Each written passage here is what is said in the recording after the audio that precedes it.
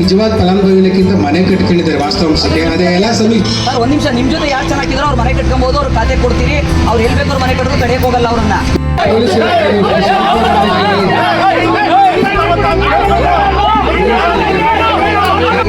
ಸ್ಥಳದಲ್ಲಿ ಹೇಳಿದ್ರಿ law and order issue create ಆಯ್ತು, ಪೊಲೀಸ್ ಇಲಾಖೆ ಕೂಡ ನಿಮ್ಗೆ ಲೆಟರ್ ಬರೀತು ಯಾವುದೇ ಕನ್ಸ್ಟ್ರಕ್ಷನ್ ಮಾಡಿಸಬಾರ್ದಲ್ಲಿ ಅಂತ.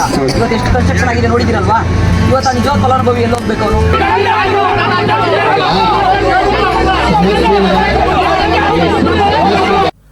ಹಾಯ್ ಹಲೋ ನಮಸ್ಕಾರ ಸ್ನೇಹಿತರೆ, ಇವತ್ತಿನ ವಿಶೇಷ ಕಾರ್ಯಕ್ರಮಕ್ಕೆ ತಮಗೆಲ್ರಿಗೂ ಸ್ವಾಗತ. ಗ್ರಾಮ ಪಂಚಾಯಿತಿಯಲ್ಲೊಬ್ಬ ನಾಲಾಯಕ್ PDO ಅನ್ನುವಂತಹ ಶೀರ್ಷಿಕೆ ಅಡಿಯಲ್ಲಿ ಇವತ್ತು ಈ ಒಂದು ಕಾರ್ಯಕ್ರಮವನ್ನು ಮಾಡ್ತಾ ಇರುವಂಥದ್ದು. ಸಾಮಾನ್ಯವಾಗಿ ಇಂಥ ಪದಗಳನ್ನು ನಾವು ಯಾವಾಗ ಬಳಸ್ತೀವಿ ಅಂತ ಹೇಳಿದ್ರೆ, ಯಾವ ವ್ಯಕ್ತಿಯಿಂದ ಏನೇ ಅನುಕೂಲಗಳಾಗದೆ, ಏನೇ ಕೆಲಸಗಳಾಗದೆ, ಏನು ಕೆಲಸಗಳನ್ನು ತಾತ್ಸಾರ ಮಾಡ್ಕೊಂಡು ಅಸಡ್ಡೆಯಾಗಿ ಇಲ್ಲಿ ಜೀವನವನ್ನು ಸಾಗಿಸುವಂತಹ ವ್ಯಕ್ತಿಗಳಿಗೆ ನಾಲಾಯಕ್ ಅಥವಾ ಕೆಲಸಕ್ಕೆ ಬಾರ್ದವನು ಅಂತ ನಾವು ಕರೆಯುವಂಥದ್ದು ಸರ್ವೇ ಸಾಮಾನ್ಯ. ಅಂತಹ ಒಬ್ಬ PDO ಇಲ್ಲೊಬ್ಬ ಗ್ರಾಮ ಪಂಚಾಯಿತಿಯಲ್ಲಿದ್ದಾನೆ. ಅದು ಯಾವ ಗ್ರಾಮ ಪಂಚಾಯಿತಿ, ಆ ಗ್ರಾಮ ಪಂಚಾಯಿತಿಯಲ್ಲಿ ನಿಜಕ್ಕೂ ಅಲ್ಲಿ ನಡೆದಿರೋದಾದ್ರೂ ಏನು, ನಾವು ಏನಕ್ಕೋಸ್ಕರ ನಾಲಾಯಕ್ PDO ಅಂತ ಕರಿತಾ ಇದ್ದೀವಿ ಅನ್ನೋದನ್ನ ಈ ಒಂದು ಕಾರ್ಯಕ್ರಮದಲ್ಲಿ ತಮಗೆ ಹೇಳ್ತಾ ಹೋಗ್ತೀನಿ. ಹಾಗಾಗಿ ಈ ಒಂದು ಕಾರ್ಯಕ್ರಮವನ್ನು ಸಂಪೂರ್ಣವಾಗಿ ತಾವು ನೋಡಬೇಕು. ಈ ಒಂದು ಕಾರ್ಯಕ್ರಮದಲ್ಲಿ ಈ ನಾಲಾಯಕ್ PDO ಮಾಡಿರುವಂತಹ ಕೆಲಸಗಳನ್ನ ನಾನು ಬಟಾ ಬಯಲು ಮಾಡ್ತಾ ಹೋಗ್ತೀನಿ. ಮೊದಲಿಗೆ ಗ್ರಾಮ ಪಂಚಾಯಿತಿಯಲ್ಲಿ ಗ್ರಾಮ ಸಭೆಗಳನ್ನ ಮಾಡ್ತಾರೆ. ನಾನು ಪ್ರಾರಂಭಿಕ ಒಂದು ಕಾರ್ಯಕ್ರಮದಲ್ಲಿ ಆ ಗ್ರಾಮ ಸಭೆಯಿಂದ ಪ್ರಾರಂಭ ಮಾಡ್ತೀನಿ. ಕಳೆದ ಒಂದು ಕಾರ್ಯಕ್ರಮದಲ್ಲಿ ನಾನು ನಿಮಗೆಲ್ಲ ಹೇಳಿದ್ದೆ ಗ್ರಾಮ ಸಭೆಗಳನ್ನ ಯಾವ ರೀತಿ ಮಾಡಬೇಕು, ಗ್ರಾಮ ಸಭೆಗಳನ್ನ ಮಾಡುವಂತಹ ಉದ್ದೇಶವಾದರೂ ಏನು ಅಂತ ಈಗಾಗಲೇ ಕಳೆದ ವಿಡಿಯೋದಲ್ಲಿ ಮಾಡಿದ್ದೀನಿ. ಹಾಗೆ ಮತ್ತೊಮ್ಮೆ ನಾನು ರಿಪೀಟ್ ಮಾಡಕ್ ಬಯಸ್ತೀನಿ. ನೋಡಿ ಗ್ರಾಮ ಸಭೆಗಳನ್ನ ನಡೆಸುವಂಥದ್ದು ಏನಕ್ಕೋಸ್ಕರ ಅಂತ ಹೇಳಿದ್ರೆ, ಆ ಗ್ರಾಮ ಪಂಚಾಯಿತಿ ವ್ಯಾಪ್ತಿನಲ್ಲಿ ಬರುವಂತಹ ಗ್ರಾಮಸ್ಥರಿಗೆ ಸರ್ಕಾರದಿಂದ ಸಿಗುವಂತಹ ಸವಲತ್ತುಗಳ ಮಾಹಿತಿ ಇರೋದಿಲ್ಲ. ಆ ಮಾಹಿತಿಯನ್ನ ಸಂಬಂಧಪಟ್ಟ ಇಲಾಖೆಗಳಿಂದ ಒಬ್ಬೊಬ್ಬ ಅಧಿಕಾರಿಗಳನ್ನ ಕರೆಸಿ ಅಲ್ಲಿರುವಂತಹ ಗ್ರಾಮಸ್ಥರಿಗೆ ವಿಚಾರ ಮುಟ್ಟಿಸುವಂತ ಕೆಲಸವನ್ನ ಮಾಡ್ಲಿ ಅನ್ನೋ ಒಂದು ಉದ್ದೇಶದಿಂದ ಅಲ್ಲಿ ಗ್ರಾಮ ಸಭೆಗಳನ್ನ ನಡೆಸೋದು. ಆದ್ರೆ ಈ ಗ್ರಾಮ ಸಭೆಗಳಲ್ಲಿ ಏನಾಗ್ತಿದೆ ಅಂತ ಹೇಳಿದ್ರೆ, ಬೆರಳೆಣಿಕೆಯಷ್ಟು ಮಾತ್ರ ಇಲಾಖೆಯ ಅಧಿಕಾರಿಗಳು ಪಾಲ್ಗೊಳ್ತಾರೆ. ಬರದೇ ಇರುವಂತಹ ಅಧಿಕಾರಿಗಳ ವಿಚಾರದಲ್ಲಿ ಪ್ರಶ್ನೆ ಮಾಡಿದಂತಹ ಸಂದರ್ಭದಲ್ಲಿ ಅಲ್ಲಿ ಇರುವಂತಹ ನೋಡಲ್ ಅಧಿಕಾರಿ ನೇರವಾಗಿ ಒಂದು ಉತ್ತರವನ್ನು ಕೊಟ್ಟು ಅಲ್ಲಿನ ಜಾರ್ಕೊಳ್ಳುವಂತ ಕೆಲಸವನ್ನ ಮಾಡ್ತಾರೆ. ಏನಪ್ಪಾ ಉತ್ತರ ಅಂತ ಹೇಳಿದ್ರೆ, ನಾವು ಯಾರು ಈ ಒಂದು ಕಾರ್ಯಕ್ರಮದಲ್ಲಿ ಬಂದಿಲ್ಲ ಅವ್ರಿಗೆ ನೋಟಿಸ್ ಅನ್ನ ಕೊಡ್ತೀವಿ, ಅವರ ಏನ್ಗೋಸ್ಕರ ಬಂದಿಲ್ಲ ಅನ್ನುವಂತಹ ಎಕ್ಸ್ಪ್ಲನೇಷನ್ ಅನ್ನ ಕೇಳ್ತೀವಿ ಅನ್ನುವಂತಹ ಮಾತನ್ನ ಹೇಳ್ತಾರೆ. ಇಂತಹ ನೋಟಿಸ್ಗಳು ಈಗಾಗಲೇ ಸಾಕಷ್ಟು ಕೊಟ್ಟಾಗಿದೆ. ಇದುವರೆಗೂ ಸಹ ಈ ವ್ಯವಸ್ಥೆ ಬದಲಾಗಿಲ್ಲ. ಯಥಾಸ್ಥಿತಿ ಏನ್ ನಡ್ಕೊಂಡು ಹೋಗ್ತಾ ಇದೆ ಗ್ರಾಮ ಸಭೆಗಳು ಅದೇ ರೀತಿ ನಡ್ಕೊಂಡು ಹೋಗ್ತಾ ಇರುತ್ತದೆ. ಏನಕ್ಕೆ ಈ ವಿಚಾರ ಹೇಳ್ತಾ ಇದ್ದೀನಿ ಅಂತ ಹೇಳಿದ್ರೆ, ಕಳೆದ 2 ದಿವಸಗಳ ಹಿಂದಷ್ಟೇ ಬೆಂಗಳೂರು ಗ್ರಾಮಾಂತರ ಜಿಲ್ಲೆ ನೆಲಮಂಗಲ ತಾಲೂಕಿನ ಗ್ರಾಮ ಪಂಚಾಯಿತಿಗಳಲ್ಲಿ ಒಂದಾದಂತಹ ಎಂಟಗಾನಹಳ್ಳಿ ಗ್ರಾಮ ಪಂಚಾಯಿತಿಯಲ್ಲಿ ಒಬ್ಬ PDO ಕಾರ್ಯನಿರ್ವಹಿಸ್ತಾ ಇದ್ದಾನೆ. ಆತ ಏನೆಲ್ಲ ಸಮಸ್ಯೆಗಳನ್ನ ಇಲ್ಲಿ ಮಾಡ್ಕೊಂಡಿದ್ದಾನೆ ಅನ್ನೋದನ್ನ ನಾನು ನಿಮ್ಗೆ ಹೇಳ್ತಾ ಹೋಗ್ತೀನಿ. ಆ ಒಂದು ಗ್ರಾಮ ಸಭೆಯಲ್ಲಿ ಸಾಕಷ್ಟು ವಿಚಾರಗಳು ಚರ್ಚೆ ಆದವು. ಆ ಚರ್ಚೆಗಳಲ್ಲಿ ಮುಖ್ಯವಾಗಿ ಚರ್ಚೆ ಆದಂತಹ ವಿಚಾರಗಳು ಏನು ಒಳಚರಂಡಿ ವ್ಯವಸ್ಥೆ ಇದೆ, ಇದು ಯಾವುದಕ್ಕೂ ಸಹ ತಲೆ ಕೆಡಿಸ್ಕೊತಾ ಇಲ್ಲ. ಆಮೇಲೆ ಅಂಗನವಾಡಿಗಳು ಏನಿದಾವೆ ಅದಕ್ಕೆ ಈ ಸೊತ್ತನ್ನ ಈ PDO ಕೊಡ್ತಾ ಇಲ್ಲ ಅಂತ, ಅಂದ್ರೆ ಮಂಜೂರು ಮಾಡ್ತಾ ಇಲ್ಲ ಅನ್ನುವಂತಹ ಮಾತುಗಳು ಸಾಕಷ್ಟು ಚರ್ಚೆ ಆದವು. ಆಮೇಲೆ ಸರ್ಕಾರಿ ಜಾಗಗಳಲ್ಲಿ ಭೂಗಳ್ಳರ ಹಾವಳಿ ಜಾಸ್ತಿ ಆಗಿದೆ. ಅಂತಹ ಭೂಗಳ್ಳರ ಜೊತೆಯಲ್ಲಿ ಈ PDO ಸೇರ್ಕೊಂಡು ಅವರಿಗೆ ಸಾಥನ್ನ ಕೊಡ್ತಾ ಇದ್ದಾರೆ. ಸರ್ಕಾರಿ ಜಾಗಗಳಿಗೆ ನಕಲಿ ದಾಖಲೆಗಳನ್ನ ಸೃಷ್ಟಿಸಿ ಕೊಡ್ತಾ ಇದ್ದಾರೆ ಅನ್ನುವಂತಹ ಸಾಕಷ್ಟು ಆರೋಪಗಳು ಅಲ್ಲಿ ನಡೆದಿರುವಂತದ್ದು. ಈ ವಿಚಾರವಾಗಿ ನಾನು ಹೇಳೋದಾದ್ರೆ, ಏನು ಸಾಮಾಜಿಕ ಹೋರಾಟಗಾರ ಗಂಗಾಧರ್ ಅಂತ ಇದ್ದಾರೆ, TG ಗಂಗಾಧರ್ ಅನ್ನಂತವ್ರು ಸಾಕಷ್ಟು ಪ್ರಶ್ನೆಗಳನ್ನ ಮಾಡಿದ್ರು. ಅಲ್ಲಿ ಸಾಕಷ್ಟು ವಾದ ವಿವಾದಗಳು ಸಹ ನಡೆದವು. ಏನು ಆ ವಿವಾದಗಳು, ಏನೆಲ್ಲ ಸಮಸ್ಯೆ ಆಗಿದೆ, ಯಾಕೆ ಈ PDOನ ನಾಲಾಯಕ್ PDO ಅಂತ ಹೇಳ್ತಾ ಇದೀವಿ ಅನ್ನೋದಕ್ಕೆ ಇಲ್ಲಿ ನಿಮಗೆ ಉತ್ತರ ಸಿಗುತ್ತೆ. ಹಾಗಾಗಿ ವೀಕ್ಷಕರೇ, ನಾನು ಜಾಸ್ತಿ ಎಳೆಯೋದಕ್ಕೆ ಹೋಗೋದಿಲ್ಲ. ಈ ಒಂದು ಕಾರ್ಯಕ್ರಮದಲ್ಲಿ ನೇರವಾಗಿ TG ಗಂಗಾಧರ್ ಅವ್ರನ್ನ ದೂರವಾಣಿ ಸಂಪರ್ಕಕ್ಕೆ ಕರೆತಂದು ಈ ವಿಚಾರವನ್ನ ಚರ್ಚೆ ಮಾಡ್ತೀನಿ. ತಾವು ಸಹ ಕೇಳಿಸ್ಕೊಂಡು ಹೋಗಿ ಅಲ್ಲಿ ಏನ್ ಸಮಸ್ಯೆ ಆಗಿದೆ, ಏನಕ್ಕೋಸ್ಕರ ಈ PDOನ ನಾಲಾಯಕ್ PDO ಅಂತ ಹೇಳ್ತಾ ಇದೀವಿ ಅನ್ನೋದನ್ನ. ಹಲೋ, ಗಂಗಾಧರ್ ಅವರೇ ನಮಸ್ಕಾರ. ನಮಸ್ತೆ. ನಮಸ್ತೆ ವಸೀಮರೇ, ಹೇಳಿ. ಗಂಗಾಧರ್ ಅವರೇ, ಎದೆಗಾರಿಕೆ ಸುದ್ದಿವಾಹಿನಿಯಿಂದ ಈ ಒಂದು ಕಾರ್ಯಕ್ರಮದಲ್ಲಿ ತಮಗೆ ದೂರವಾಣಿ ಕರೆಗೆ ಕರ್ಕೊಂಡ್ ಬಂದಿದ್ದೀನಿ. ಮೊದಲಿಗೆ ತಮಗೆ ಕಾರ್ಯಕ್ರಮಕ್ಕೆ ಸ್ವಾಗತ ಗಂಗಾಧರ್ ಅವರೇ. ಈಗ ಕಳೆದ 2 ದಿನಗಳ ಹಿಂದೆ ಒಂದು ಎಂಟಗಾನಹಳ್ಳಿ ಗ್ರಾಮ ಪಂಚಾಯಿತಿಯಲ್ಲಿ ಬಹಳ ದೊಡ್ಡ ಮಟ್ಟದಲ್ಲಿ ಒಂದು ಕೂಗನ್ನ ತಾವು ಎತ್ತಿದ್ರಿ. ಏನು ಈ PDO ಏನ್ ನಾಲಾಯಕ್ PDO ಅಂತ ಏನ್ ಹೇಳ್ತಾ ಇದೀವಿ ಇವಾಗ ನಾವು, ಆ PDO ಬ್ರಹ್ಮಾಂಡ ಭ್ರಷ್ಟಾಚಾರವನ್ನ ತಾವು ಪ್ರಶ್ನೆ ಮಾಡಿದ್ರಿ. ಏನು ಸರ್ಕಾರಿ ಜಾಗಗಳನ್ನ ಈತ ಏನು ಭೂಗಳ್ಳರಿದ್ದಾರೆ ಅವರಿಗೆ ಸಾಥ್ ಕೊಡೋ ಒಂದು ಮುಖಾಂತರ ಅವ್ರಿಗೆ ಎಲ್ಲಾ ರೀತಿಯಾದ ಅನುಕೂಲಗಳನ್ನ ಮಾಡ್ಕೊಡ್ತಾ ಇದ್ದಾರೆ ಅಂತ. ಹಾಗಾಗಿ ಈ ನೇರವಾಗಿ ನಿಮ್ಮನ್ನೇ ಪ್ರಶ್ನೆ ಮಾಡುವಂತ ಒಂದು ಕೆಲಸಕ್ಕೆ ಮುಂದಾಗಿದ್ದೀವಿ. ಈ ಏನು ಸಮಾಚಾರ ಈ ಪಿಡಿಒದು? ಖಂಡಿತ ವಸೀಮವ್ರೆ, ಏನಂತಂದ್ರೆ ಈ ಸರ್ಕಾರಿ ಜಾಗಗಳನ್ನ ಏನು ಅದರಲ್ಲೂ ಸರ್ಕಾರ ಈ ಹಿಂದೆ ಏನು ನಿಜವಾದ ಫಲಾನುಭವಿಗಳನ್ನ ಗುರುತಿಸಿ ಹಕ್ಕುಪತ್ರಗಳನ್ನ ಹಂಚಿಕೆ ಮಾಡಿತ್ತು. ಆ ಜಾಗಗಳ ಮೇಲೆ ಯಾಕೆಂದ್ರೆ ನೆಲಮಂಗಲ ಏನು ಒಂದು ಜಾಗಕ್ಕೆ ಚಿನ್ನದ ಬೆಲೆ ಬೆಳೀತಾ ಹೋಯ್ತು. ಈಗ ಆ ಪ್ರಭಾವಿಗಳ ಕಣ್ಣು ಅಂತಹ ಜಾಗದ ಮೇಲೆ ಬಿದ್ದಿರುವಂತದ್ದು. ಸೊ ಅದಕ್ಕೇನಾಗುತ್ತೆ, ಅದಕ್ಕೆ ಒಂದು ಆಯ್ದಂತ ಜಾಗ ಅಂತ ಅಂದ್ರೆ ಬಾವಿಕೆರೆಯಲ್ಲಿ 1993-94 130 ಜನಕ್ಕೆ 135 ಜನಕ್ಕೆ ಹಕ್ಕುಪತ್ರಗಳನ್ನ ಹಂಚಿಕೆ ಮಾಡಿದೆ ವಸೀಮವ್ರೆ. ಸೊ ಅಲ್ಲಿ ಏನಾಗುತ್ತೆ, ಅದೇ ಸಮಯದಲ್ಲಿ 93-94 135 ಜನಕ್ಕೆ ಒಂದು ಬಾರಿ ಮತ್ತೆ 20 ಜನಕ್ಕೆ ಎರಡನೇ ಬಾರಿ ಹಕ್ಕುಪತ್ರಗಳನ್ನ ಹಂಚಿಕೆ ಮಾಡುತ್ತೆ. ಸೊ ಅದು ಹಂಚಿಕೆ ಮಾಡಿದಂತ ಜಾಗ ಬಂದು ಸರ್ವೆ ನಂಬರ್ 24. ಆದ್ರೆ ಈಗ ಹಾಲಿ ಮನೆಗಳು ಏನ್ ಕಟ್ಟಿದ್ದಾರೆ, ಫಲಾನುಭವಿಗಳು ಮನೆ ಕಟ್ಟಿದ್ರೆ ಅದು ಬಂದು 25ನೇ ಸರ್ವೆ ನಂಬರ್. ಏನು ಸರ್ಕಾರ ಅಲರ್ಟ್ ಮಾಡಿತ್ತು 24ನೇ ಸರ್ವೆ ನಂಬರ್, ಈಗ ಆಲ್ರೆಡಿ ಬೇರೆ ಅಲರ್ಟ್ ಆಗೋಗಿದೆ. ಪ್ಲಾನ್ ರೆಡಿ ಆಗಿದ್ದು 24ನೇ ಸರ್ವೆ ನಂಬರ್ಗೆ, ನಿರಾಶ್ರಿತರಿಗೆ ಹಕ್ಕುಪತ್ರ ಹಂಚಿಕೆ ಮಾಡಿದ್ದು 24ನೇ ಸರ್ವೆ ನಂಬರ್ಗೆ, ಆದ್ರೆ ಕಟ್ಟಿರೋದು ಮಾತ್ರ 25ನೇ ಸರ್ವೆ ನಂಬರ್ ಜನಗಳು ಕಟ್ಟಿರುವಂತದ್ದು. ಆದ್ರೆ 25ನೇ ಸರ್ವೆ ನಂಬರ್ 54 ಎಕರೆ ಸರ್ಕಾರಿ ಗೋಮಾಳ ಇವತ್ತು ಕೂಡ ಟಿಲ್ ಇದೆ. ಆದ್ರೆ ಎಲ್ಲದನ್ನು ಕೂಡ ಪ್ರಭಾವಿಗಳು ಕಬಳಿಸಿದ್ದಾರೆ. ಸರಿ, ಏನು ಉಳುಮೆ ಮಾಡಿದ್ದಾರೆ. ಸ್ವಲ್ಪ ಜಾಗನ ಏನು ಫಲಾನುಭವಿಗಳು ಏನು ಮನೆ ಕಟ್ಟಿದ್ರೆ ಆ ಜಾಗ ಮಾತ್ರ ಬಿಟ್ಟಿದ್ದಾರೆ. ಈಗ ಅಲ್ಲೇನಾಗ್ತಾ ಇದೆ, ನಿಜವಾದ ಫಲಾನುಭವಿಗಳು ಅಲ್ಲಿ ವಾಸ ಮಾಡೋದಕ್ಕೆ ಬರಕ್ ಆಗ್ತಾ ಇಲ್ಲ. ಏನಕ್ಕೆ ಪ್ರಭಾವಿಗಳು ಏನಂತ ಅಂದ್ರೆ ನಕಲಿ ದಾಖಲೆಗಳನ್ನ ಸೃಷ್ಟಿ ಮಾಡಿ, ಈಗ ಫಾರ್ ಎಕ್ಸಾಂಪಲ್ ಏನಂತ ಅಂದ್ರೆ ಒಂದು ಜಾಗ ಏನೋ ತಾಲೂಕ್ ಪಂಚಾಯತಿನಲ್ಲಿ ಮತ್ತೆ ತಾಲೂಕ್ ಆಫೀಸಲ್ಲಿ ನಿಜವಾದ ಇಂಬರ ಕೊಟ್ಟರೆ ರೆಕಾರ್ಡ್ ಸಿಗುತ್ತೆ. ಅದೇ ವ್ಯಕ್ತಿ ಆ ಗ್ರಾಮಕ್ಕೆ ಹೋಗಿ ನನ್ನಲ್ಲಿ ಮನೆ ಕಟ್ಟಬೇಕು ಅಂತ ಹೋದ್ರೆ ಆ ಜಾಗ ಈಗಾಗಲೇ ಬೇರೆ ಆ ಜಾಗದಲ್ಲಿ ಮನೆ ಕಟ್ಟಿದ್ದಾನೆ.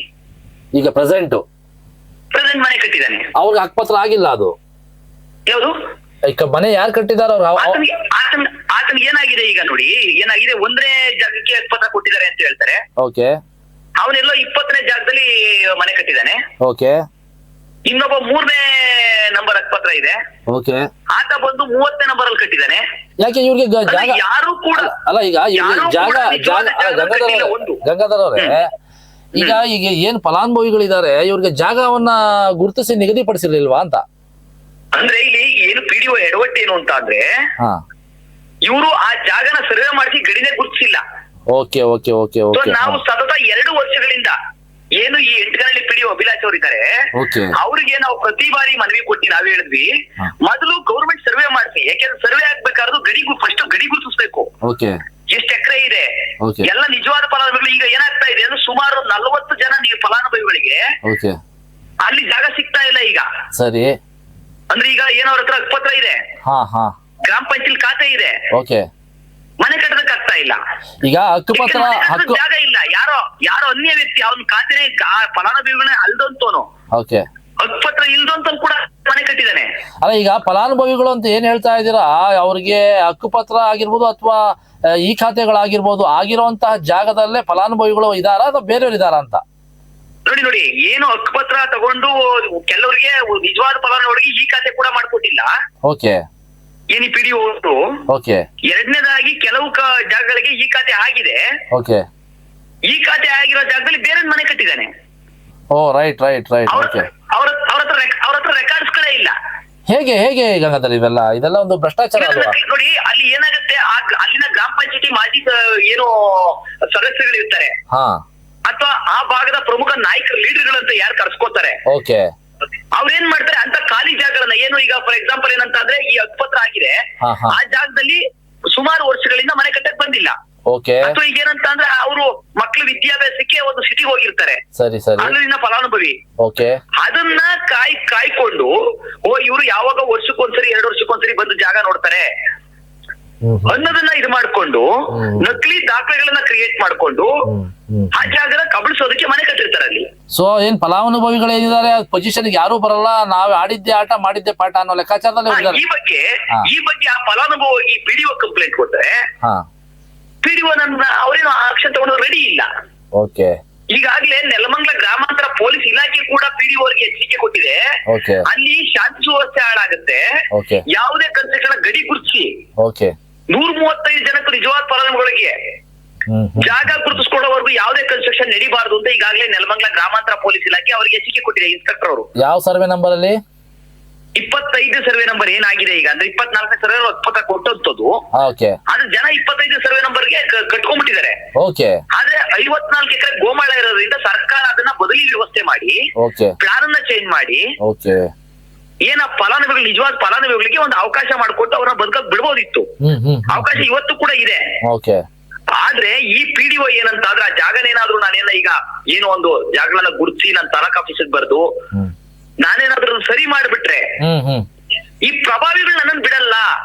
ಯಾಕೆ ನಾವೆಲ್ಲ ಮನೆಗಳು ಕಟ್ಕೊಂಡ್ಬಿಟ್ಟಿದ್ದಾರೆ, ಅವ್ರಿಗೆ ಇವ್ರು ಉತ್ತರ ಕೊಡೋದಕ್ಕಾಗಲ್ಲ. ಹಾಗಾಗಿ ಏನ್ ಮಾಡ್ತಾರೆ, ಆ ಏನು ನಿಜವಾದ ಫಲಾನುಭವಿಗಳನ್ನ ದಿನ ಕೂಡಿಸ್ಕೊಂಡ್ ಬರ್ತಾ ಇದಾರೆ. ಸೊ ಈಗಾಗ್ಲೇ ಪೊಲೀಸ್ ಇಲಾಖೆ ಹೇಳಿದ್ಮೇಲೂ ಕೂಡ ಕಂದಾಯ ಇಲಾಖೆ ಇವತ್ತಿನವರೆಗೂ ಈ ಜಾಗದ ಸಮಸ್ಯೆ ಹಿಂಗಾಗಿದೆ. ಸರ್ವೆ ನಂಬರ್ 24 ಅದ್ರ ಬದಲಿ 25 ಕಟ್ಕೊಂಡ್ಬಿಟ್ಟಿದ್ದಾರೆ. ನಮ್ ಗ್ರಾಮ ಪಂಚಾಯತ್ ಖಾತೆ ಇದೆ, ಇವ್ರಿಗೆಲ್ಲ ಬದಲಿ ವ್ಯವಸ್ಥೆ ಮಾಡ್ಕೊಡ್ಬೇಕು. ಅಂದ್ರೆ ಆ ಜಾಗ ಖಾತೆ ಇದ್ ಮಾಡೋದಕ್ಕೆ ಆ ಜಾಗನ ಯಾಕೆ ಸರ್ಕಾರ ಪಾಣಿಗಳ ಬದಲಾವಣೆ ಮಾಡ್ಬೇಕಲ್ಲ. 54 ಎಕರೆ ಬೇರೆ ಯಾರಿಗಾನ ಅಲರ್ಟ್ ಮಾಡ್ಬಿಟ್ಟು ಇವರು ಬೀದಿಗೆ ಬಿದ್ದೋಗ್ಬಿಡ್ತಾರಲ್ಲ. ಈ ರೀತಿ ಆಗಿದೆ. ಈ ಸಮಸ್ಯೆ ಬಗ್ಗೆ ತಹಸೀಲ್ದಾರ್ ಅವ್ರ ಗಮನ ಸೆಳೆಯೇ ಇಲ್ಲ. ಯಾಕೆ ಈಗ ನೆಕ್ಸ್ಟ್ ಏನಾಗುತ್ತೆ, ಯಾರಾದ್ರೂ ಈಗ ಪಕ್ಕದಲ್ಲ 54 ಎಕರೆ ಗೋಮಾಳಿದ್ರೆ ಈಗ ಆಲ್ರೆಡಿ ಎಲ್ಲ ಉತ್ಕೊಂಡ್ಬಿಟ್ಟಿದ್ದಾರೆ. ಈಗ ಯಾರಾದ್ರೂ ಒಂದು ಗ್ರಾಂಟ್ ಇದ್ ಮಾಡ್ತಾರೆ ಅಥವಾ ಸರ್ಕಾರನ ಏನ್ಕೋ ಒಂದು ಅಕ್ವೈಷನ್ ಗೆ ಕೇಳಿದಾಗ ಅದು ಪಾಯಿಂಟ್ 50 ಎಕರೆ ಗೋಮಾಳ ತೋರಿಸ್ತಾ ಇರುತ್ತೆ. ಅದು ಅಲರ್ಟ್ ಆಗೋಯ್ತು ಅಂದ್ರೆ ಈಗಾಗಲೇ ಮನೆ ಕಟ್ಟಿರುವಂತ ಸುಮಾರು ಜೀವಗಳ ಗತಿ ಏನು, ಬೀದಿಗೆ ಬರ್ತಾರಷ್ಟೇ. ಕರೆಕ್ಟ್ ಅಲ್ವಾ? ಈ ಬಗ್ಗೆ ಇಲ್ಲೇನು ಆ ಜಾಗದಲ್ಲಿ ನಾವು ಹೋದ್ರೆ ನಿಜವಾದ ಫಲಾನುಭವಿಗಳು ಒಂದು 30 ಜನ ಸಿಗ್ಬಹುದು. ಏನು ಅಮ್ಮಮ್ಮ ಅಂದ್ರೆ ನನ್ ಪ್ರಕಾರ ಒಂದು 150 ಮನೆ ಇದೆ ಆ ಜಾಗದಲ್ಲಿ. ನಿಜವಾದ ಫಲಾನುಭವಿಗಳು ಸಿಗೋದು 30 ರಿಂದ 35%. ಇನ್ನು ಮಿಕ್ಕವರೆಲ್ಲ ಏನು ಆ ಏನು ವ್ಯಾಪ್ತಿ ಇದೆ ಎಂಟಕನಹಳ್ಳಿ ಗ್ರಾಮ ಪಂಚಾಯತ್ ವ್ಯಾಪ್ತಿಯ ಪ್ರಭಾವಿ ನಾಯಕರ ಸ್ನೇಹಿತರುಗಳು, ಪ್ರಭಾವಿ ನಾಯಕರ ಸ್ನೇಹಿತರುಗಳು, ಪ್ರಭಾವಿ ನಾಯಕರ ರಕ್ತ ಸಂಬಂಧಿಗಳು, ಗ್ರಾಮ ಪಂಚಾಯಿತಿಯ ಗ್ರಾಮ ಪಂಚಾಯಿತಿಯ ಕಾರ್ಯದರ್ಶಿಗಳು ಕೂಡ ಅವರ ಫ್ಯಾಮಿಲಿಗಳು ಕೂಡ ಸೈಟ್ ಇದೆ. ಗಂಗಾಧರ್ ಅವರೇ, ಈಗ ತಾವು ಹೇಳ್ತಾ ಇದ್ದಾರೆ ಪ್ರಭಾವಿ ನಾಯಕರು ಜನಪ್ರತಿನಿಧಿಗಳ ಸೈಟ್ಗಳಿದೆ, ಹಾಗಾಗಿ ಒತ್ತಡಕ್ಕೆ ಮಣಿದು PDO ಅವರು ಅಲ್ಲಿ ಕೆಲಸ ಮಾಡ್ತಾ ಇದ್ದಾರೆ ಅನ್ನೋ ಮಾತನ್ನ ಹೇಳ್ತಾ ಇದ್ದೀರಾ. ನೆಲಮಂಗಲ ವಿಧಾನಸಭಾ ಕ್ಷೇತ್ರದಲ್ಲಿ N. ಶ್ರೀನಿವಾಸ್ ಅವರು ಈಗಾಗಲೇ ಸತತ 1.5 ವರ್ಷಗಳಿಂದ ಕಾರ್ಯನಿರ್ವಹಿಸ್ತಾ ಇದ್ದಾರೆ. ಅವರು ಸತತವಾಗಿ ಎಲ್ಲಾ ಕಡೆ ಹೇಳ್ತಾ ಬಂದಿರೋದು, ನಾನು ಭ್ರಷ್ಟಾಚಾರ ನಿರ್ಮೂಲನ ಮಾಡ್ತೀನಿ, ನನ್ನ ಒಂದು ಕ್ಷೇತ್ರದಲ್ಲಿ ಯಾವ ಅಧಿಕಾರಿ ಲಂಚವನ್ನ ತಗೋತಾನೆ, ಕೆಲಸ ಮಾಡೋದಕ್ಕೆ ನಾಲಾಯಕ್ ಆಗಿರ್ತಾನೆ ಅಂತವರು ಕ್ಷೇತ್ರದಿಂದ ಹೊರಗಡೆ ಹೋಗಿ ನಮ್ಮ ಕ್ಷೇತ್ರದಲ್ಲಿ ನಿಷ್ಠಾವಂತ ಒಬ್ಬ ಅಧಿಕಾರಿ ಅವಶ್ಯಕತೆ ಇದೆ, ಬಡವರ ಪರ ಇರುವಂತ ಅಧಿಕಾರಿಗಳು ಬೇಕು ಅನ್ನೋಂತ ಮಾತುಗಳನ್ನ ಹೇಳ್ತಾ ಇದ್ದಾರೆ. ನೋಡಿ ವಸೀಂ ಅವ್ರೆ, ಏನಾಗುತ್ತೆ ಈಗ ಶಾಸಕರು ಕೂಡ ನನಗ್ ಗೊತ್ತಿರೋ ಹಾಗೆ ಒಂದು ಬಾರಿ ಎಚ್ಚರಿಕೆ ಕೂಡ PDOಗೆ ಕೊಟ್ಟಿದ್ದಾರೆ. ಹೌದಾ? ಈ ವಿಚಾರದಲ್ಲಿ ಹಲವು ಮಾಧ್ಯಮಗಳಲ್ಲಿ ಸುದ್ದಿ ಆದಾಗ ಶಾಸಕರು ಕೂಡ ಸುದ್ದಿ ಬಗ್ಗೆ ಗಮನ ಹರಿಸಿ ಕೂಡಲೇ ಕಂದಾಯ ಇಲಾಖೆಗೆ ಅದು ಏನು ವಾಸ್ತವಾಂಶ, ಯಾಕೆಂದ್ರೆ ಶಾಸಕರಿಗೆ ಅದು ವಾಸ್ತವಾಂಶ ಗೊತ್ತಿರಲ್ಲ, ಅವರು ಪರಿಪೂರ್ಣ ಅಲ್ಲಿನ ವರದಿ ಸಿದ್ಧಪಡಿಸಿ ಕಂದಾಯ ಇಲಾಖೆಗೆ ರೆಫರ್ ಮಾಡಿ ನಾನು ಕೂಡಲೇ ಅದ್ ಸಮಸ್ಯೆ ಬಗೆಹರಿಸ್ತೀನಿ ಅಂತ ಕೂಡ ತಹಸೀಲ್ದಾರ್ ಹಿಂದೆ ಒಂದ್ ಪತ್ರಿಕೆಗೆ ಏನು ಕೋರ್ಟ್ ಕೂಡ ಕೊಟ್ಟಿರ್ತಾರೆ. ಆದ್ರೆ ಇವರು ನಾನು 15 ಸಮಸ್ಯೆ ಬಗೆಹರಿಸ್ತೀನಿ, ಇದು ನ್ಯಾಯಾಲಯದಲ್ಲೂ ಕೂಡ ಹೋಗಿದೆ. ಶಾಸಕರಿಗೆ ಆಶ್ವಾಸನೆ ಕೊಟ್ಟಂತ PDO ಅವರು ಬರೀ ಈ ಏನಂತ ಅಂದ್ರೆ ಈ PDO ಅವರು ತುಂಬಾ ಮಾತುಗಾರರು ಅಥವಾ ಅಮಾಯಕರ ತರ ನಟನೆ ಮಾಡುವಂತ ಒಂದು ಪ್ರವೃತ್ತಿ ಇವ್ರದಿದೆ. ಆಕ್ಟ್ ಮಾಡ್ಕೊಂಡು ಜೀವನ ಮಾಡ್ತಾ ಇದ್ದಾರೆ. ಇಷ್ಟೇ. ಈಗ ನೋಡಿ, ಒಂದು ನಾನು ಹೇಳುವಂತ ಗಂಗಾಧರ್ ಅವರೇ, ಈ ಒಂದು ಪ್ರಕರಣ ನ್ಯಾಯಾಲಯದ ಗಮನಕ್ಕೆ ಬಂದಿದ್ಯಾ ಅಂತ? ಈಗ ನೋಡಿ, ಈಗ ನಾವು ಈಗ ಆಲ್ರೆಡಿ ಮನೆ ಲೋಕಾಯುಕ್ತ ಮತ್ತೆ ಕೋರ್ಟ್ ನ್ಯಾಯಾಲಯಕ್ಕೂ ಕೂಡ ನಾವೀಗ ಅಲ್ಲಿ ತಗೊಂಡೋಗೋದಕ್ಕೆ ದಾಖಲೆಗಳನ್ನ ಸಿದ್ಧಪಡಿಸಿದೀವಿ. ಈಗಾಗ್ಲೇ ಇದೇ PDO ಏನು ಅಭಿಲಾಷ್ ವಿರುದ್ಧ ಹಲವು ಗಂಭೀರ ಆರೋಪಗಳು ಲೋಕಾಯುಕ್ತರು ಕೂಡ ನಡೀತಾ ಇದಾವೆ. ಬೇರೆ ಬೇರೆ ಪಂಚಾಯತ್ಗಳಲ್ಲಿ ಎಲ್ಲೆಲ್ಲಿ ಕಾರ್ಯನಿರ್ವಹಿಸಿದ್ದಾರೆ ಇದೇ ಎಂಟಕನಹಳ್ಳಿ ಪಂಚಾಯತಿ ಬಂದ ಮೇಲೆ ಏನು ಈತ ನಡೆಸ್ತಿರುವಂತ ಅವ್ಯವಹಾರಗಳ ಬಗ್ಗೆ ಈಗ ಆಲ್ರೆಡಿ ಹಲವು ಸಾರ್ವಜನಿಕರು ಈಗ ಆಲ್ರೆಡಿ ಮನೆ ಲೋಕಾಯುಕ್ತ ಕೂಡ ದೂರು ಕೊಟ್ಟಿದ್ದಾರೆ. ಲೋಕಾಯುಕ್ತಲ್ಲಿ ತನಿಖೆ ಕೂಡ ನಡೀತಾ ಇರುತ್ತೆ. ಎರಡನೇದಾಗಿ ಈತ ಏನಂತ ಅಂದ್ರೆ ಈಗ ನೋಡಿ, ಆ ಎಂಟಕನಹಳ್ಳಿ ಗ್ರಾಮ ಪಂಚಾಯತಿ ವ್ಯಾಪ್ತಿಯಲ್ಲಿ ಹಲವು ಗೋಡನ್ಗಳಿದೆ. ಗೋಡನ್ಗಳು ಇರುವಂತವೆಲ್ಲ ಪ್ರಭಾವಿ ನಾಯಕರು ಅನ್ಸ್ಕೊಂಡೋದೇ ಗೋಡನ್ಗಳು ಇರುವಂತದ್ದು. ಸರಿ. ಬಡವರಿಗೆ ಬೇಕಾಬಿಟ್ಟಿ ಟ್ಯಾಕ್ಸ್ ಹಾಕಂತ ಪುಣ್ಯಾತ್ಮ ಇವತ್ತಿನವರೆಗೂ ಪ್ರಭಾವಿ ನಾಯಕರು ಗೋಡನಲ್ಲಿ ಟ್ಯಾಕ್ಸ್ ವಸೂಲಿ ಮಾಡಿದ್ರೆ ಕೇಳಿ ನೋಡಿ, ಅವರನ್ನ ಮಾಡಿಲ್ಲ ಅಂತೀರಾ? ಯಾಕೆಂದ್ರೆ ಟ್ಯಾಕ್ಸ್ ವಸೂಲಿ ಮಾಡಿದ್ರೆ ನೋಡಿ, ಟ್ಯಾಕ್ಸ್ ವಸೂಲಿ ಮಾಡೋದ್ರಿಂದ ಸರ್ಕಾರಕ್ಕೆ ಆದಾಯ ಬರೋದ್ರ ಜೊತೆಗೆ ಆದಾಯನ ಗೌರ್ಮೆಂಟ್ ತಗೊಳಲ್ಲ. ನೀವು ಅಲ್ಲಿ ಸ್ಥಳೀಯ ಅಭಿವೃದ್ಧಿಗೆ ಬಳಸ್ತೀರಿ. ಹೌದು, ಕರೆಕ್ಟ್ ಅಲ್ವಾ? ಹೌದು ಹೌದು, ಸ್ಥಳೀಯ ಅಭಿವೃದ್ಧಿಗೆ ಬಳಸ್ತೀರಿ. ಹೌದು.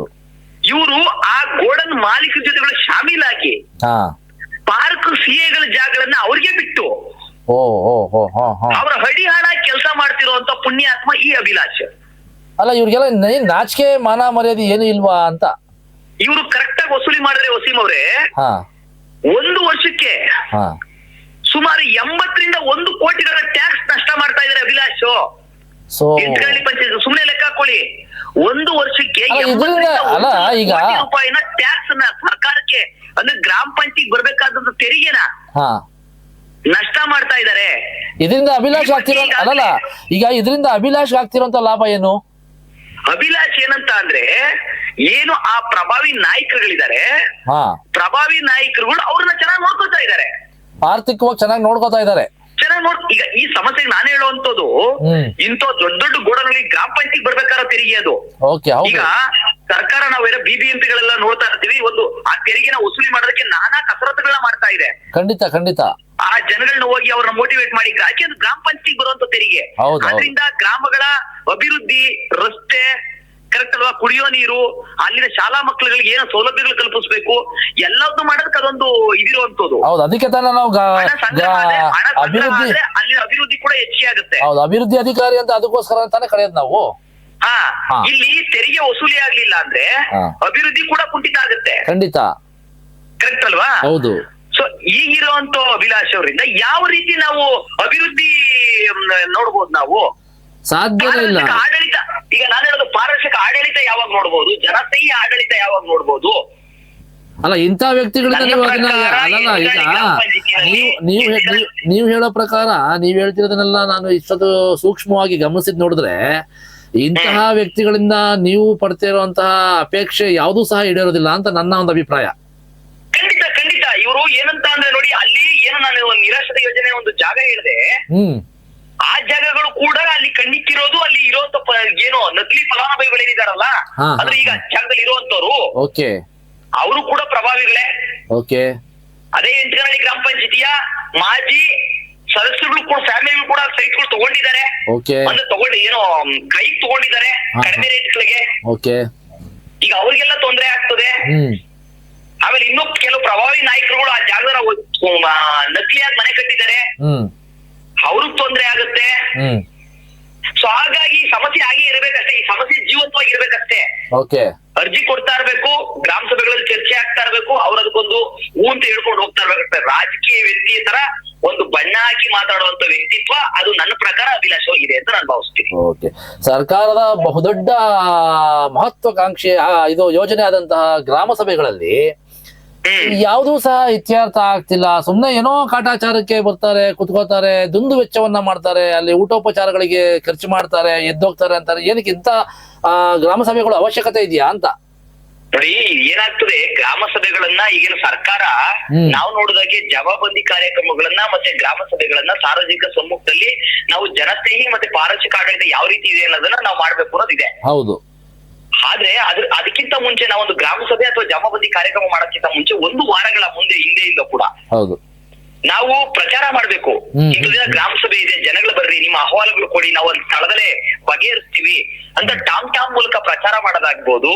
ಮತ್ತೆ ಅಲ್ಲಲ್ಲೇ ಕರಪತ್ರಗಳ ಹಂಚಿಕೆ ಮಾಡುವಂತ 1 ವಾರಗಳ ಮುಂಚೆಯಿಂದ ಮಾಡ್ಬೇಕು. ಜನಗಳು ಗೊತ್ತಾಗಬೇಕು ಗ್ರಾಮ ಸಭೆ ಮಾಡ್ತಾ ಇದ್ದಾರೆ ಅಂತ. ಹೌದು. ಇವರಿಗೆ ಪ್ರಶ್ನೆ ಮಾಡುವಂತವ್ರು ಯಾರು ಸಾರ್ವಜನಿಕರು ಬರ್ಬೇಕಾಗಿಲ್ಲ. ಏನ್ ಮಾಡ್ತಾರೆ ಅಂತ ಅಂದ್ರೆ, ಗ್ರಾಮ ಸಭೆ ಮತ್ತೆ ಜಮಾಬಂದಿಗಳು ಇವತ್ತಿನವರೆಗೂ ನೀವು ಸಾರ್ವಜನಿಕರ ಪ್ರಶ್ನೆ ಮಾಡಿ ನೋಡಿ, ಎಂಟಗನಹಳ್ಳಿ ಗ್ರಾಮ ಪಂಚಾಯತ್ ವ್ಯಾಪ್ತಿನಲ್ಲಿ ಎಷ್ಟು ಜಮಾಬಂದಿ ಕಾರ್ಯಕ್ರಮಕ್ಕೆ ಸಾರ್ವಜನಿಕರನ್ನ ಕರೆದಿದ್ದಾರೆ ಈ ಪಿಡಿಒ ಅಂತ ಕೇಳಿ ನೋಡಿ. ಅಲ್ಲ, ಈ ಜಮಾಬಂದಿ ವಿಚಾರದಲ್ಲಿ ನಾನು ಕೆಲವೊಬ್ರಿಗೆ ಪ್ರಶ್ನೆ ಮಾಡಿದಂತಹ ಸಂದರ್ಭದಲ್ಲಿ ನಾನು ಮುಗಿಸ್ಬಿಡ್ತೀನಿ ನೋಡಿ. ಜಮಾಬಂದಿನಲ್ಲಿ ನೋಡಿ, ಗ್ರಾಮ ಸಭೆಗೂ ಜಮಾಬಂದಿಗೂ ವ್ಯತ್ಯಾಸ ಏನಿದೆ ಅಂದ್ರೆ, ನಾವು ಗ್ರಾಮ ಸಭೆಯಲ್ಲಿ ನಮ್ಮ ಅಹವಾಲುಗಳನ್ನ ಹೇಳ್ಕೊಂತೀವಿ, ನಮ್ಮ ತೊಂದರೆಗಳನ್ನ ಹೇಳ್ಕೊಂತೀವಿ. ನಮ್ಮ ಗ್ರಾಮದಲ್ಲಿ ಈ ರೀತಿ ಸಮಸ್ಯೆ ಆಗಿದೆ, ಸಮಸ್ಯೆ ಬಗೆಹರಿಸ್ಕೊಡಿ ಅಂತ. ಅಂದ್ರೆ ಅಲ್ಲಿನ ಅಧಿಕಾರಿಗಳೇನು ಎಲ್ಲಾ ಇಲಾಖೆ ಅಧಿಕಾರಿಗಳು ಬಂದಿರ್ತಾರೆ, ಆ ಇಲಾಖೆಯ ಅಧಿಕಾರಿಗಳ ಗಮನ ಸೆಳೆದು ನಮ್ಮ ಕೆಲಸ ಮಾಡಿಸ್ಕೊಳ್ಳೋದಕ್ಕೆ ಒಂದು ಅವಕಾಶ ಇರೋದು ಒಂದು ಗ್ರಾಮ ಸಭೆ. ಚರ್ಚೆ ಮಾಡಿ ಅಧಿಕಾರಿಗಳ ಮುಂದೆ ಅದನ್ನ ಒಂದು ಪ್ರೊಸೀಡಿಂಗ್ ಮಾಡಿ ಮಾಡುವಂತದ್ದು ಗ್ರಾಮ ಸಭೆ. ಜಮಾಬಂದಿ ಹೇಗಿರುತ್ತೆ ಅಂದ್ರೆ, ಜಮಾಬಂದಿಗೆ ಏನು ನಮ್ಮ ಆ ವರ್ಷ ನಡೆದಿರುತ್ತಲ್ಲ ಕಾಮಗಾರಿಗಳಾಗ್ಬೋದು, ಏನು ಡಿಸಿ ಬಿಲ್ಗಳಾಗ್ಬೋದು, ಪ್ರತಿಯೊಂದು ಏನು ಜನಸ್ನೇಹಿ ಮತ್ತೆ ಪಾರದರ್ಶಕ ಆಡಳಿತ ಏನ್ ನಡೆದಿದೆ ಆ ಗ್ರಾಮ ಪಂಚಾಯತಿನಲ್ಲಿ ಅದನ್ನ ಸಾರ್ವಜನಿಕ ಸಮೂಹದಲ್ಲಿ ತೆರೆದಿಡುವಂತ ಕೆಲಸ ಅದು. ಅದನ್ನ ಓದಿ ಹೇಳ್ಬೇಕಾಗತ್ತೆ. ನನ್ನ ಗ್ರಾಮ ಪಂಚಾಯತಿ ಇಷ್ಟು ಈ ವರ್ಷ ಇಷ್ಟು ತೆರಿಗೆ ವಸೂಲಿ ಆಗಿತ್ತು, ನಾನು ಇಂತಿಂತ ಕಾಮಗಾರಿಗಳಿಗೆ ಇಂತಿಂತ ಊರಲ್ಲಿ ಇಂತೋರ್ ಮನೆಯಿಂದ ಇಂತೋರ್ ಮನೆಯವರೆಗೂ ಏನ್ ಕಾಮಗಾರಿ ಮಾಡೋದು, ಇದಕ್ಕೆ ಇಷ್ಟು ಖರ್ಚಾಗಿದೆ, ಅದು ಭಾವಚಿತ್ರ ಇದು. ನಮ್ಮ ಗ್ರಾಮ ಪಂಚಾಯತಿ ಇಷ್ಟು ಡಿಸಿ ಬಿಲ್ ಹಾಕೊಂಡಿದೀವಿ, ಇಷ್ಟು ಡಿಸಿ ಬಿಲ್ ಅಲ್ಲಿ ಏನೇನು ಖರ್ಚು ಮಾಡಿದೀವಿ, ಜೆಸಿಬಿ ಇಂಥದ್ದು ಖರ್ಚು ಮಾಡಿದೀವಿ, ಅದು ಒಂದು ಪಪ್ಪು ಮಾಡು ಪ್ರತಿಯೊಂದು ಕೂಡ ಸಾರ್ವಜನಿಕವಾಗಿ ಇಡಬೇಕಾಗತ್ತೆ. ಯಾವ ಸಾರ್ವಜನಿಕರನ್ನ ಕರೆದು ಯಾವ ಸಾರ್ವಜನಿಕ ಸಮ್ಮುಖದಲ್ಲಿ ಇವತ್ತಿನವರೆಗೂ ಜಮಾಬಂದಿ ನಡೆದಿದೆ ಎತ್ತಿನಹಳ್ಳಿ ಗ್ರಾಮ ಪಂಚಾಯತಿ ಅಂತ ಕೇಳಿ ನೋಡಿ. ಯಾಕೆಂದ್ರೆ ಇವರ ಬಂಡವಾಳ ಬಯಲಾಗುತ್ತೆ ಅಲ್ಲಿ. ಯಾಕೆಂದ್ರೆ ಅಲ್ಲಿ ಬಂದ್ರೆ ಲೆಕ್ಕಗಳನ್ನ ತೆಗೆದಿಡೋದ್ರಿಂದ ಅಲ್ಲಿ ಇವರ ಬಂಡವಾಳ ಬಯಲಾಗುತ್ತೆ, ಇವರ ಕಳ್ಳಾಟ ಬಯಲಾಗ್ತವೆ. ಇದು ಇರುವಂತದ್ದು. ಗ್ರಾಮ ಸಭೆಗೂ ಅಷ್ಟೇ, ಗ್ರಾಮ ಸಭೆನಲ್ಲಿ ಬಂದು ಇವ್ರನ್ನ ಯಾರು ಕೂಡ ಪ್ರಶ್ನೆ ಮಾಡಬಾರ್ದು. ಯಾಕೆಂದ್ರೆ ಗ್ರಾಮಗಳ ಸಾರ್ವಜನಿಕರನ್ನ ಜಾಸ್ತಿ ಕರೆದು ಬಿಟ್ಟಾಗ ಸಾರ್ವಜನಿಕರು ಬಂದು ಪ್ರತಿಯೊಂದು ಊರಲ್ಲೂ ಸಮಸ್ಯೆಗಳಿದೆ. ನನ್ನ ಪ್ರಕಾರ ಎಂಟಕನಹಳ್ಳಿ ಗ್ರಾಮ ಪಂಚಾಯತಿ ವ್ಯಾಪ್ತಿಯಲ್ಲಿ ಸಮಸ್ಯೆ ಇಲ್ಲದಂತ ಹಳ್ಳಿ ಯಾವುದೂ ಇಲ್ಲ ಅಂತ ನಾನು ಭಾವಿಸಿದೀನಿ. ಪ್ರತಿಯೊಂದು ಗ್ರಾಮ ಪಂಚಾಯತ್ ಏನು ಗ್ರಾಮದಲ್ಲೂ ಕೂಡ ಏನು ಚರಂಡಿಗಳ ಸಮಸ್ಯೆ, ನಾನೇ ಕಳೆದ ಒಂದು 4 ತಿಂಗಳ ಹಿಂದೆ ಏನು ಎಂಟಕನಹಳ್ಳಿ ಗ್ರಾಮ ಪಂಚಾಯತ್ ಕೊರಟಗೆರೆ ಗ್ರಾಮದಲ್ಲಿ ಒಂದು ಚರಂಡಿ ಇದೇ ಗ್ರಾಮ ಪಂಚಾಯತಿಗಳು ಏನು ಡೆಂಗ್ಯೂ ಬರಬಾರ್ದು, ಮಲೇರಿಯಾಗಳು ಬರಬಾರ್ದು ಅಂತ ಅವೇರ್ನೆಸ್ ಮೂಡಿಸುವಂತ ಗ್ರಾಮ ಪಂಚಾಯತಿಯ ಒಂದು ಇವರು ಚರಂಡಿ ತುಂಬಿಕೊಂಡು 1-2 ತಿಂಗಳಾಗಿದೆ, ನೀರು ಸರಾಗು ಹರಿದೋಗಕ್ ಆಗ್ತಾ ಇಲ್ಲ. ಅಲ್ಲಿ ಮುಂದೆ ಹೋಗ್ಬೇಕಿತ್ತು, ಅವರು ಪಿಡಿಒ ಅವ್ರಿಗೆ ಬಹಳ ಆತ್ಮೀಯ ಸ್ನೇಹಿತರಾಗಿರ್ತಾರೆ. ಈಗ ಅವ್ರ ಜಾಗದಲ್ಲಿ ಹೊಡೆದ್ ಬಿಟ್ರೆ ಅವ್ರ ಪಾಪ ಅವ್ರನ್ನ ಬೈಕೋತಾರೆ, ಅಥವಾ ಅವ್ರದೇನೋ ಕೆಲಸ ಆಗಲ್ಲ. ಹಾಗಾಗಿ ಅದನ್ನ ಹಾಗೆ ಬಿಟ್ಟು ಸೊಳ್ಳೆಗಳು ಉತ್ಪತ್ತಿಯಾಗಿ ಯಾವಾಗ ರೋಗ ರುಜಿನಗಳು ಜಾಸ್ತಿ ಆಯ್ತು ಅವತ್ತು ಇವ್ರು ಹೋಗಿ ಅದನ್ನ ಮತ್ತೆ ಓಪನ್ ಮಾಡಿ ನೀರ್ ಹಚ್ಚಿ ಬಿಡ್ಲಿಲ್ಲ ಚರಂಡಿಗೆ. ಈ ಬಾತ್ರೂಮ್ ನ ಸೆಟ್ ಮಾಡ್ತದಲ್ಲ ನೀರನ್ನ, ಅದ್ರ ಸೆಟ್ ಮಾಡಿ ಅವತ್ತು ಒಂದಿನ ಸಮಸ್ಯೆ ಬಗೆಹರಿಸಕ್ ಬಂದ್ರು. ಮತ್ತೆ ನಾಳೆ ಸಾಯಂಕಾಲ ಮಳೆ ಬಂತು, ಮತ್ತೆ ತುಂಬಿಕೊಂಡಿದೆ. ಅಂದ್ರೆ ಅಲ್ವಾ, ಅಂದ್ರೆ ಆ ಸಮಯಕ್ಕೆ ಏನ್ ಮಾಡ್ಬೇಕೋ ಮಾಡ್ತಾ ಇದ್ದಾರೆ ಸಮಯ ಸಾಧಕರು. ಜಸ್ಟ್ ಅವತ್ತಿನ ಸಮಯದಲ್ಲಿ ಅದಕ್ಕೆ ಏನೊಂದು 8-9 ಸಾವಿರ ಖರ್ಚು ಮಾಡಿದ್ರು ಇದನ್ನ ನೀರ್ನ ಎಳ್ಕೊಳೋದಕ್ಕೆ. ಅದ್ರಲ್ಲಿ 3,000 ಜೆಸಿಬಿ ಖರ್ಚು ಮಾಡಿ ನೀರ್ ಹಾಕಿ ಬಿಟ್ಟಿದ ಚರಂಡಿ ಒಳಗೆ ಹೊರಟೋಗ್ತಿತ್ತು. ಬೀಸೋದಣ್ಣಗೆ ತಪ್ಪಿಸ್ಕೊಂಡ್ರೆ 100 ವರ್ಷ ಆಯ್ಸು ಅನ್ನಂಗೆ ಇದು ನಡೀತಾ ಇರುವಂತ ಒಂದು. ಈ ನಾನು ಹೇಳುವಂತದ್ದು ಎಂಟಕನಹಳ್ಳಿ ಗ್ರಾಮ ಪಂಚಾಯತಿನಲ್ಲಿ ಸಮಸ್ಯೆ ಇಲ್ಲದಂತ ಯಾವುದೇ ಗ್ರಾಮ ಇಲ್ಲ. ಎಲ್ಲಾ ಗ್ರಾಮಗಳು ಕೂಡ ಸಮಸ್ಯೆನ ನಲುಗ್ತಾ ಇದಾವೆ. ಒಬ್ಬ ಸಾರ್ವಜನಿಕ ಈ ಕತೆ ಮಾಡ್ಕೊಡ್ಬೇಕು ಅಂತ ಬಂದು ಅರ್ಜಿ ಹಾಕಿ ತಿಂಗಳಾನ್ಗಟ್ಲೆ ಹಲಿತಾ ಇದ್ದಾರೆ. ಅಲ್ಲ, ಅದು ಈ ಸೊತ್ತಿನ ವಿಚಾರದಲ್ಲಿ ನಾನು ಸಹ ಒಂದು ಪತ್ರಿಕಾ ಪ್ರಕಟಣೆಯಲ್ಲಿ ಓದ್ದೆ. ಅಂಗನವಾಡಿಗೂ ಸಹ ಈ ಸೊತ್ತನ್ನ ಕೊಡ್ತಿಲ್ಲ ಅಂತಾರೆ. ಯಾವ ಮಟ್ಟದ ಕೆಲಸ ಮಾಡ್ತಾ ಇದಾರೆ ಇವರೆಲ್ಲ ಅಂತ. ಅಂಗನವಾಡಿಗಲ್ಲ, ಯಾವುದೇ ಬಡವನ್ಗೂ ಕೂಡ ಇವ್ರದೇನು ಅಂತ ಅಂದ್ರೆ ಅಲ್ಲಿನ ಏನು ಸದಸ್ಯರುಗಳು ಇರ್ತಾರೆ. ಈಗ ನೋಡಿ, ಈಗ ನಾನು ಹೇಳುವಂತದ್ದು ಆ ಗ್ರಾಮ ಅಲ್ಲಿನ ಸದಸ್ಯನಿಗೆ ಒಬ್ಬ ವ್ಯಕ್ತಿನ ಕಂಡ್ರಾಗಲ್ಲ, ಆದ್ರೆ ಒಂದ್ ಎಲ್ಲಾ ದಾಖಲೆಗಳು ಕರೆಕ್ಟ್ ಆಗಿರ್ತದೆ. ಆತ ಹೇಳಿದ್ರೆ ಪಿಡಿಒ ಮಾಡಬಾರ್ದು. ದಾಖಲೆಗಳು ಸರಿ ಇದ್ರು ಕೂಡ ಪಿಡಿಒಗೆ ಸದಸ್ಯ ಹೇಳಿರೋದನ್ನ ಮಾಡಬಾರ್ದು. ಈ ರೀತಿಯ ಕಾನೂನು, ಈ ರೀತಿಯ ನಿಯಮಗಳು ಎಂಟಕನಹಳ್ಳಿ ಗ್ರಾಮ ಪಂಚಾಯತಿನಲ್ಲಿ ಇದೆ. ಅಲ್ಲ, ಇವ್ರಿಗೆ ಕೆಲವೊಂದು ಈ ಸ್ವತ್ತು ಖಾತೆಗಳಲ್ಲಿ ಪಿಡಿಒನ್ನ ಪರೋಕ್ಷವಾಗಿ ಭೇಟಿ ಮಾಡದಲ್ಲೇ ಇದ್ರೆ, ಅಂದ್ರೆ ಅವರು ಡೈರೆಕ್ಟ್ ಆಗಿ ಇದನ್ನ ಕೊಡಿ ಅಂತ ಕೇಳಲ್ಲ, ನನ್ನ ಯಾಕೆ ಭೇಟಿ ಮಾಡಿಲ್ಲ ಅಂತ ಕೇಳ್ತಾರೆ. ನಾವ್ ಅರ್ಥ ಮಾಡ್ಕೊಬೇಕಾಗತ್ತೆ, ಏನು ಸಾರ್ವಜನಿಕರು ಇರ್ತಾರೆ, ನಾವ್ ಅರ್ಥ ಮಾಡ್ಕೊಬೇಕಾಗತ್ತೆ. ಅದ್ರದ ಏನು ಮಾತಿನ ಮರ್ಮ ಏನು ಅನ್ನೋದು ನಾವ್ ಅರ್ಥ ಮಾಡ್ಕೊಬೇಕಾಗುತ್ತೆ. ಅವ್ರನ್ನ ಭೇಟಿ ಮಾಡಿಲ್ಲ, ಹಾಗಾಗಿ ಕೆಲಸ ಆಗಿಲ್ಲ. ಸೊ ಹಾಗಾಗಿ ನೀವು ಹೇಳೋ ಪ್ರಕಾರ ಈಗ ನೀವು ಹೇಳೋ ಪ್ರಕಾರ ಗ್ರಾಮ ಪಂಚಾಯತಿಯ ಪಿಡಿಒ ಅವರು ಸಾರ್ವಜನಿಕರ ಒಂದು ಅಭಿವೃದ್ಧಿಗಾಗಿ ಕೆಲಸ ಮಾಡ್ತಾ ಇಲ್ಲ, ಅಲ್ಲಿನ ಬಾಡಿ ಅಭಿವೃದ್ಧಿ ಕೆಲಸ ಮಾಡ್ತಾ ಇದ್ದಾರೆ ಅಂತ. ನನ್ನ ಪ್ರಕಾರ ಬಾಡಿ ಅಭಿವೃದ್ಧಿಗಲ್ಲ ಸರ್, ಸ್ವಯಂ ಅಭಿವೃದ್ಧಿ ಕೆಲಸ ಮಾಡ್ತಾ ಇದ್ದಾರೆ. ಎರಡು ಒಂದೇ ಅಲ್ವಾ ಸರ್? ಯಾಕೆಂದ್ರೆ ಈತ ನೋಡಿ, ಏನು ಅಭಿಲಾಷ್ ಇದ್ದಾರೆ, ಈತ ಅಂತರ್ ಜಿಲ್ಲೆಯಿಂದ ನಮ್ಮ ಜಿಲ್ಲೆಗೆ ಬಂದಂತವ್ರು.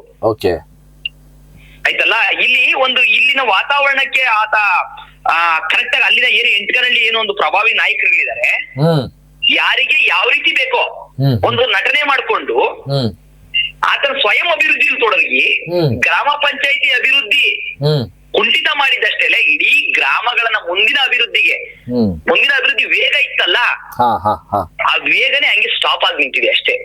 ಸೊ ಎಲ್ಲ ಟೋಟಲ್ ಓವರ್ ಆಲ್ ಈಗ ನಾನು ಒಂದೇ ಒಂದು ಕೊನೆ ಒಂದು ಹೇಳ್ಬಿಡ್ತೀನಿ. ಇನ್ನೊಂದು ಸ್ವಲ್ಪ ದಿನದಲ್ಲಿ ಈ ಒಂದು ಏನು ಬಾವಿಕೆರೆ ಗ್ರಾಮದಲ್ಲಿ ಏನು ಸರ್ವೆ ನಂಬರ್ ಜಾಗದಲ್ಲಿ ಏನು 25ನೇ ಸರ್ವೆ ನಂಬರ್ ಮನೆ ಕಟ್ಟಿದ್ರೆ ಈ ಸಮಸ್ಯೆ ಸದ್ಯದಲ್ಲಿ ಬಗೆಹರಿದಲ್ಲೇ ಇದ್ರೆ ಅಷ್ಟೊಂದು ಖಾಲಿ ಜಾಗದಲ್ಲಿ ಯಾವ ಇದಾವೆಲ್ಲ ಎಲ್ಲಾದ್ರಲ್ಲೂ ಲ್ಯಾಂಡ್ ಲಾರ್ಡ್ಗಳು ಮನೆ ಕಟ್ಟಿಬಿಡ್ತಾರೆ.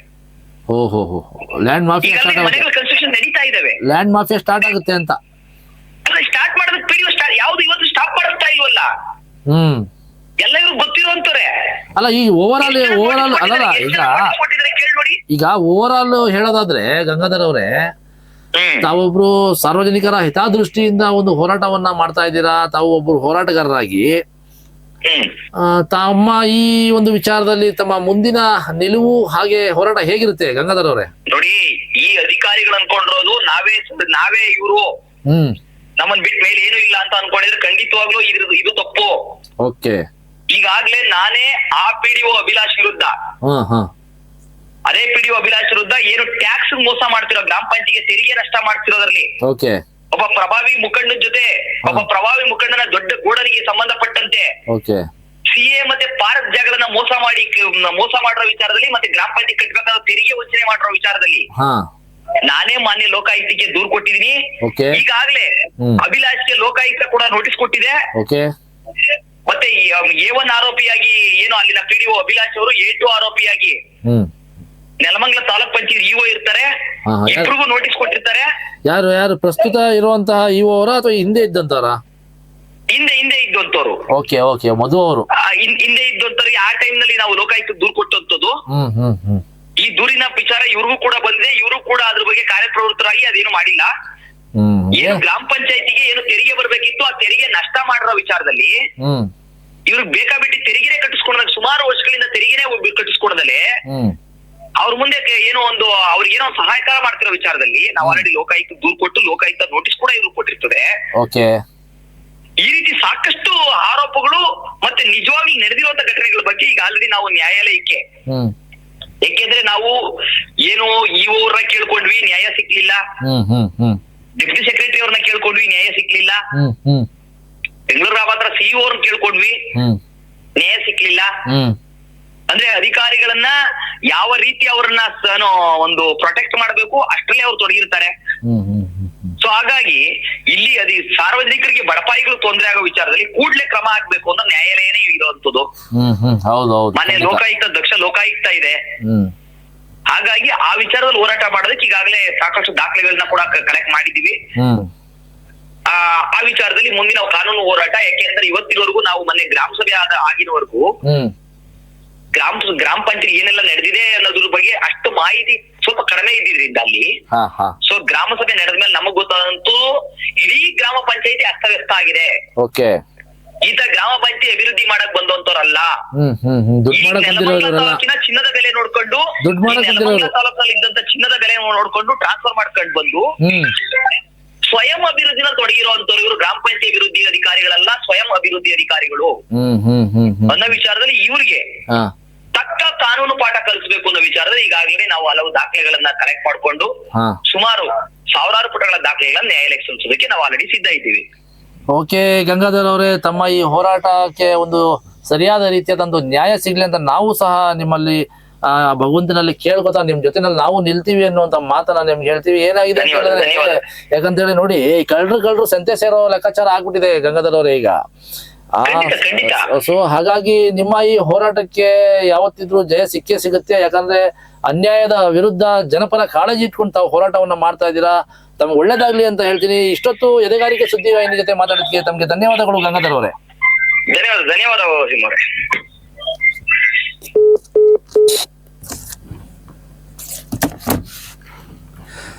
ಸೊ ನೋಡಿದ್ರಲ್ಲ ವೀಕ್ಷಕರೇ, ಏನು ಅಭಿಲಾಷ್ ಅಂತ ಪಿಡಿಒ ಎಂಟಕನಹಳ್ಳಿ ಗ್ರಾಮ ಪಂಚಾಯತಿಯಲ್ಲಿ ಕಾರ್ಯವನ್ನ ನಿರ್ವಹಿಸ್ತಾ ಇದ್ದಾರೆ. ಅವ್ರು ಎಷ್ಟೆಲ್ಲ ಇಲ್ಲಿ ತೊಂದರೆಗಳನ್ನ ಮಾಡಿದ್ದಾರೆ, ಎಷ್ಟೆಲ್ಲ ಸಮಸ್ಯೆಗಳನ್ನ ಮಾಡಿ ತನ್ನ ಅಭಿವೃದ್ಧಿಗೋಸ್ಕರ ಇಡೀ ಗ್ರಾಮ ಪಂಚಾಯತಿಯನ್ನೇ ಒಂದು ಅಡ ಇಟ್ಟಿದ್ದಾರೆ ಅಂತಾನೆ ಹೇಳ್ಬೋದು. ಯಾರ ಹತ್ರ ಅಡ ಇಟ್ಟಿದ್ದಾರೆ ಅಂತ ಹೇಳಿದ್ರೆ ಅಲ್ಲಿನ ಬಾಡಿಯ ಸದಸ್ಯರು ಏನಿದ್ದಾರೆ, ಹಾಗೆ ರಾಜಕೀಯ ಪ್ರಭಾವಿ ವ್ಯಕ್ತಿಗಳೇನಿದ್ದಾರೆ ಅವರ ಕೈಯಲ್ಲಿ ಇಡೀ ಗ್ರಾಮ ಪಂಚಾಯಿತಿಯನ್ನ ಆಡ ಇಟ್ಟಿರುವಂಥದ್ದು. ಈಗ ಹೋರಾಟಗಾರರಾದಂತಹ ಟಿ ಜಿ ಗಂಗಾಧರ್ ಅವರು ಹೇಳೋ ಪ್ರಕಾರ ಸಾಕಷ್ಟು ಲಕ್ಷಾಂತರ ರೂಪಾಯಿಯ ಒಂದು ಟ್ಯಾಕ್ಸ್ ಅನ್ನ ಕಲೆಕ್ಟ್ ಮಾಡಬೇಕಾಗಿತ್ತು. ಆ ಒಂದು ಟ್ಯಾಕ್ಸ್ ನಲ್ಲಿ ಆ ಗ್ರಾಮದಲ್ಲಿ ಸಾಕಷ್ಟು ಅಭಿವೃದ್ಧಿ ಕಾರ್ಯಗಳನ್ನ ಮಾಡಬಹುದಾಗಿತ್ತು.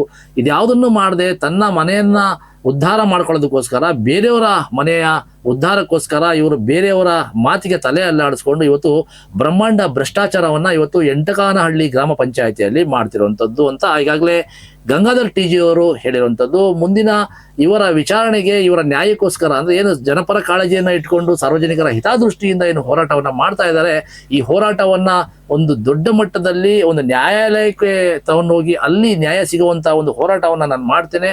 ಇದನ್ನ ಇಷ್ಟಕ್ಕೆ ಬಿಡೋದಿಲ್ಲ. ಈ ಒಬ್ಬ ಭ್ರಷ್ಟ ಪಿಡಿಒ ಏನಿದ್ದಾನೆ ಆತನನ್ನ ನಾನು ತಕ್ಕ ಕಾನೂನು ಪಾಠವನ್ನ ಕಲಿಸ್ತೀನಿ ಅಂತ ಈಗಾಗಲೇ ಗಂಗಾಧರ್ ಅವರು ಹೇಳಿರುವಂಥದ್ದು. ಇಂಥ ಹಲವಾರು ಸುದ್ದಿಗಳನ್ನ ಮುಂದಿನ ದಿನಗಳಲ್ಲಿ ತಂದು ಚರ್ಚೆ ಮಾಡ್ತಾ ಎಲ್ಲರ ಒಂದು ಭ್ರಷ್ಟಾಚಾರವನ್ನ ಬಟಾಬಯಲು ಮಾಡೋದಂತಹ ಪ್ರಯತ್ನವನ್ನು ನಾನು ಮಾಡ್ತೀನಿ. ಅಲ್ಲಿವರೆಗೂ ನಮಸ್ಕಾರ.